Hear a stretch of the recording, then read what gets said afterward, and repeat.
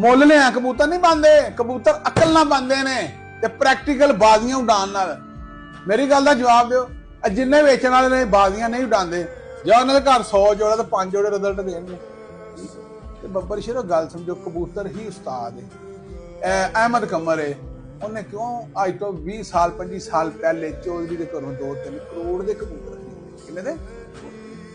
ਵਾਹ। ਉਦੋਂ ਖਰੀਦੇ ਜਾਓ, ਅੱਜ ਤੋਂ 20 ਸਾਲ। ਠੀਕ ਹੈ। ਤੇ ਜੇ ਖਾਲੀ ਉਸਤਾਦੀ ਹੁੰਦੀ ਤਾਂ ਉਹ ਚੰਗਾ ਉਸਤਾਦ ਲਿਆ ਕੇ ਬਹਾ ਦਿੰਦਾ, ਉਹਨੂੰ ਕੀ ਲੋੜ ਸੀ 2 ਦਿਨ